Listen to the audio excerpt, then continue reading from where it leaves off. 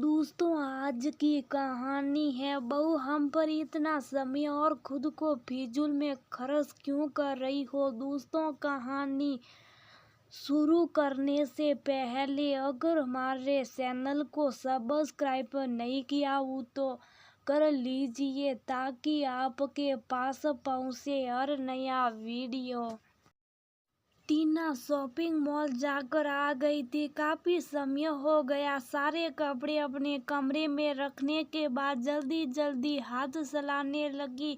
सबके खाने का समय हो गया था। कपड़े भी लाने जरूरी थे और दोपहर का समय ही मिलता था। सुबह का काम निपटाने में दोपहर हो जाती है और शाम की चाय के साथ रात का खाना शुरू हो जाता। दोपहर के 2-3 घंटे में ही वो शॉपिंग कर पाती हैं। टीना की ससुरी बहन की शादी थी। बहुत सालों बाद परिवार में शादी हो रही थी। उसे कुछ लेने थे, वो वही सब खरीद कर लाई। अपनी बेटी आद्या के भी कपड़े लेकर आई थी। खाना निपटाने के बाद वह सासू माँ के कमरे में गई और बड़े शौक से अपने और बेटी के कपड़े दिखाने लगी। सास कोमल जी अपनी पोती के कपड़े देखकर तो बहुत खुश हुई, पर टीना के कपड़े देखकर उन्हें अच्छा नहीं लगा। टीना ने उनका चेहरा पढ़ लिया और पूछा, मम्मी जी क्या हुआ, आपको कपड़े पसंद नहीं आए? कोमल जी बोली, कपड़े तो अच्छे पर इतना खरीदने की क्या जरूरत थी बहू। तुम्हारी अलमारी तो कपड़ों से भरी रहती है, कुछ भी पहन लेती। तुम्हारे पास तो बहुत कपड़े। तुम आजकल की लड़कियां बस पति की कमाई लुटाना जानती हो। पैसे कितनी मेहनत से कमाए जाती है इसका तुम्हें अंदाजा ही नहीं है। बस जब देखो शॉपिंग कर ली। एक हमारा जमाना था, हम सार घड़ी में काम चला लेते थे। इस तरह हर कभी कपड़े नहीं खरीदते थे। कोमल जी की बात सुनकर एक बार टीना चुप हो गई, पर वह फिर अपने आप को रोक ना सकी।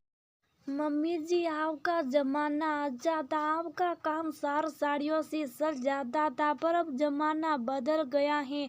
हाउस वाइफ हो या वर्किंग, शादीशुदा हो या कुंवारी, बच्चे की माँ हो या बिना बच्चे की, सबको अपडेट रहना पड़ता। केवल सार साड़ियों से जमाने में काम नहीं चलता। हमें साड़ी भी लेनी होती है तो कुर्ती लहंगी भी चाहिए, वन पीस भी चाहिए तो जींस टॉप भी पहनना, लहंगा भी चाहिए तो पार्टी वियर गाउन भी चाहिए।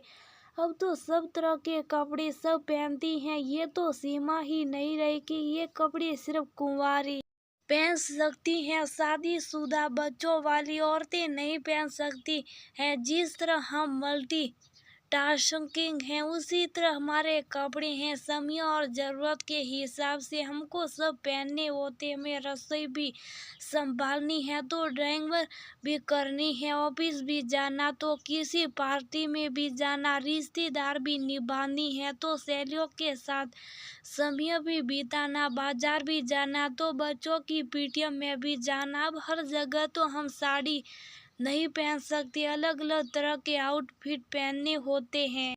समय के साथ नहीं चलेंगे तो हमारे पति, बच्चे और साथ के लोग हमें आउटडेटेड समझेंगे। में हर जगह स्मार्ट लगना है तो उसी हिसाब से कपड़े भी पहनने होते हैं। अब घर में देख लीजिए, तीज त्योहार में साड़ी पहनती हूँ, कोई रिश्तेदार आते तो मैं दुपट्टे वाले सूट पहनती हूँ, घर में लहंगी कुर्ती पहनती हूँ। उनके साथ घूमने जाती हूँ तो ये जींस टॉप पहनने को बोलते। सहेलियों के साथ वन पीस में जाती हूँ, बच्चों के साथ कैप्री शर्ट पहनती हूँ, रात को सोते समय पजामा टी शर्ट पहनती हूँ। जब वो जमाना गया तब सार साड़ियों से काम चल जाता था। मुझे तो हर समय पति, बच्चों, घर परिवार, सहेलियों, रिश्तेदारों के हिसाब से और जगह देकर कपड़े पहनने होते हैं। ना पहने तो जंग हंसाई होगी, सब मुझे गंवार समझेंगे। और पहनती हुए ऐसे कपड़े खरीदती हूँ तो आपको पैसों की बर्बादी लगती है। मैं करूँ तो क्या करूँ। तभी बहुत देर से दरवाजे पर खड़ी टीना की ननद अंदर आते, मम्मी भाभी सही कह रही हैं, हम महिलाओं को अपनी अलमारी में हर तरह की ड्रेस रखनी होती हैं, सिर्फ साड़ी पहन कर रहे तो लोग कहेंगे कि आजकल कौन साड़ी पहनता, मैं गंवार बहू का तमगा मिल जाएगा। और इस तरह के कपड़े पहने तो भी सुनने को मिलता है कि बहू कुछ ज्यादा ही मॉडर्न है। मम्मी, ये जो भाभी करी ये सब चीजें मैंने भी अपने ससुराल में सही है और मुझे भी कपड़ों को लेकर सुनना पड़ता था।